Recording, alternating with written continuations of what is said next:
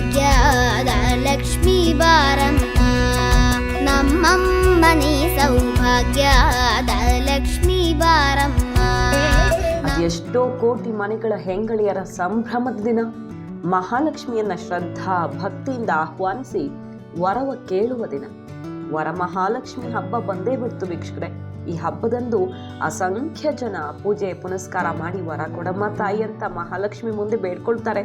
ಆದ್ರೆ ಹಲವು ಜನರಿಗೆ ಪೂಜಾ ಫಲವೇ ದಕ್ಕೋದಿಲ್ಲ. ಹಾಗಾದ್ರೆ ಮಾಡಿದ ಪೂಜೆಗೆ ಬೆಲೆ ಏನು ಹೀಗಂತ ಬೇಸರ ಮಾಡ್ಕೊಳ್ಳೋರು ಇದ್ದಾರೆ.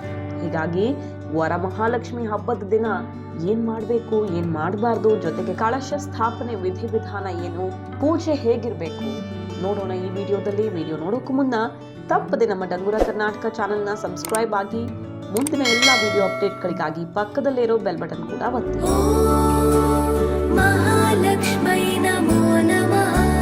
ವೀಕ್ಷಕರೇ, ಹಬ್ಬದ ಮುನ್ನ ದಿನವೇ ಮನೆ ಮತ್ತು ದೇವರ ಮನೆಯನ್ನ ಸರಿಯಾಗಿ ಸ್ವಚ್ಛಗೊಳಿಸ್ಕೊಳ್ಳಿ.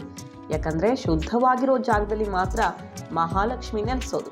ಇದಾದ ಮೇಲೆ ಹಬ್ಬದ ದಿನ ಒಂದು ಶುದ್ಧ ಜಾಗದಲ್ಲಿ ಪೀಠ ತಯಾರಿಸ್ಕೊಳ್ಳಿ. ಪೀಠಕ್ಕೂ ಮುನ್ನ ಅಕ್ಕಿ ಹಿಟ್ಟಿಂದ ಅಷ್ಟದಳ ಪದ್ಮದ ರಂಗೋಲಿ ಬಿಡಿಸ್ಕೊಳ್ಳಿ. ಅಂದ್ರೆ 8 ದಳಗಳು ಇರುವಂಥ ಪುಷ್ಪದ ಚಿತ್ರವನ್ನ ರಂಗೋಲಿಯಲ್ಲಿ ಬಿಡಿಸ್ಕೊಳ್ಳಿ. ಆಮೇಲೆ ರಂಗೋಲಿಯಲ್ಲಿ ಬಾಳೆ ಎಲೆಯನ್ನು ಹಾಸ್ಕೊಳ್ಳಿ. ಅದಾದ್ಮೇಲೆ ಬಾಳೆ ಎಲೆ ಮೇಲೆ 1 ಅಥವಾ 3 ಲೋಟ ಅಕ್ಕಿಯನ್ನ ಹಾಕ್ಕೊಳ್ಳಿ. ಕೆಲವರು ಅಕ್ಕಿ ಮೇಲೆ ನೇರವಾಗಿ ಕಳಶ ಇಟ್ಟು ಪೂಜೆ ಮಾಡಿದ್ರೆ, ಇನ್ನು ಕೆಲವರು ಬಿಂದಿಗೆ ಇಟ್ಟು ಅದರ ಮೇಲೆ ಕಳಶ ಸ್ಥಾಪಿಸಿ ಲಕ್ಷ್ಮೀ ದೇವಿ ಪೂಜೆ ಮಾಡ್ತಾರೆ.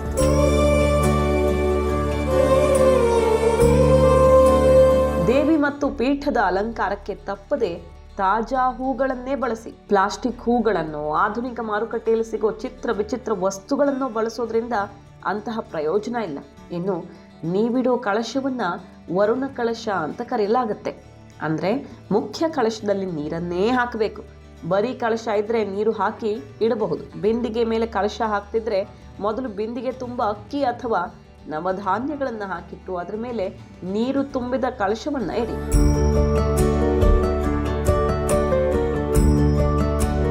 ಕಳಶಕ್ಕೆ ನೀರು ಹಾಕಿದ ಮೇಲೆ ಕೆಲವು ವಿಶೇಷ ವಸ್ತುಗಳನ್ನ ಹಾಕಬೇಕು.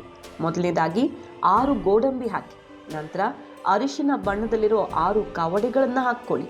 ಅದಾದ್ಮೇಲೆ ಗೋಮತಿ ಚಕ್ರಗಳನ್ನು 6 ಗೋಮತಿ ಚಕ್ರಗಳನ್ನು ಹಾಕ್ಕೊಳ್ಳಿ. ಹಾಗೆ 6 ಬಾದಾಮಿ ಹಾಕ್ಕೊಳ್ಳಿ. 1 ಬೆಳ್ಳಿ ನಾಣ್ಯವನ್ನ ಹಾಕ್ಕೊಳ್ಳಿ. ಅಕಸ್ಮಾತ್ ನಾಣ್ಯ ಇಲ್ಲ ಅಂದ್ರೆ ಒಂದು ಪುಟ್ಟ ಬೆಳ್ಳಿ ಆಭರಣನೋ ಬೆಳ್ಳಿಗೆ ಯಾವುದಾದ್ರೂ ವಸ್ತುವನ್ನು ಕಳಶಕ್ಕೆ ಹಾಕ್ಕೊಳ್ಬಹುದು. 6 ಲವಂಗ, 6 ಕಮಲದ ಬೀಜ, 1 ಬಟ್ಟಲು ಅಡಿಕೆಯನ್ನ ತಪ್ಪದೆ ಹಾಕ್ಕೊಳ್ಳಿ ಕಳಶಕ್ಕೆ. ಜೊತೆಗೆ ಲಕ್ಷ್ಮೀ ದೇವಿಯ ಪ್ರತಿರೂಪ ಅಂತ ಕರೆಯಲಾಗೋ ಲಾವಂಚದ ಬೇರನ್ನ ಸಹ ಹಾಕ್ಕೊಳ್ಬೇಕು. ಅಂತಿಮವಾಗಿ ಕಳಶಕ್ಕೆ ಮನೆಯಲ್ಲಿರೋ ಯಾವುದಾದ್ರೂ ಬಂಗಾರದ ಪದಾರ್ಥವನ್ನ ಹಾಕ್ಕೊಳ್ಳಿ. ಆಭರಣ ಇಲ್ಲ ಅಂದ್ರೆ ಮೂಗುತಿ, ಕಿವಿಯೋಲೆ ಹಾಕಿದ್ರೂ ಪರವಾಗಿಲ್ಲ.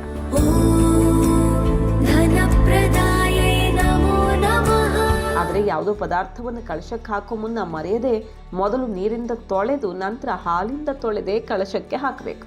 ಇದನ್ನು ಮರಿಬಾರ್ದು. ಈ ವಸ್ತುಗಳನ್ನೆಲ್ಲ ಕಳಶಕ್ಕೆ ಹಾಕುವಾಗ ಮನದಲ್ಲೇ ಸಂಕಲ್ಪ ಮಾಡ್ಕೊಳ್ಳಿ.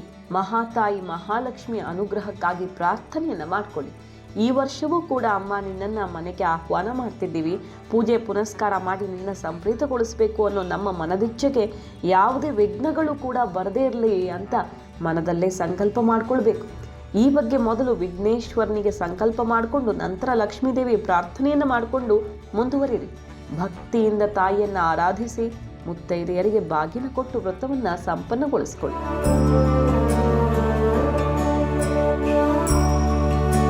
ಕಳಶಕ್ಕೆ ಹಾಕಿದ ಇಷ್ಟೂ ವಸ್ತುಗಳನ್ನ ಕೊನೆಯಲ್ಲಿ ಹಬ್ಬ ಮುಗಿದ ಮೇಲೆ ಏನ್ ಮಾಡೋದು? ತುಂಬಾ ಜನಕ್ಕೆ ಈ ಗೊಂದಲ ಇರುತ್ತೆ. ಈ ಗೋಡಂಬಿ, ದ್ರಾಕ್ಷಿ ಇತರ ಆಹಾರ ಪದಾರ್ಥಗಳನ್ನ ಯಾವುದಾದ್ರೂ ಮರದ ಬುಡಕ್ಕೆ ಹಾಕಿ ಬರಬಹುದು. ಉಳಿದಂತೆ ಗೋಮತಿ ಚಕ್ರ, ಕವಡೆ, ಕಮಲದ ಬೀಜಗಳನ್ನ ಮನೆಯಲ್ಲಿ ದುಡ್ಡಿಡೋ ಜಾಗದಲ್ಲಿ ಇಟ್ಕೊಳ್ಬಹುದು. ಒಂದು ಅರಿಶಿನದಿಂದ ಅದ್ದಿದ ಬಟ್ಟೆಯಲ್ಲಿ ಕಾಣಿಕೆ ಮಾದರಿಯಲ್ಲಿ ಕಟ್ಟಿಟ್ಟು ಅಮಾವಾಸ್ಯೆ ಹಾಗೂ ಹುಣ್ಣಿಮೆ ವೇಳೆ ಧೂಪ ದೀಪ ತೋರಿಸಿ ಇಟ್ಕೊಂಡ್ರಾಯ್ತು. ಮುಂದಿನ ವರ್ಷ ಮತ್ತೆ ಬಳಸ್ಕೊಳ್ಬಹುದು ಅದನ್ನ.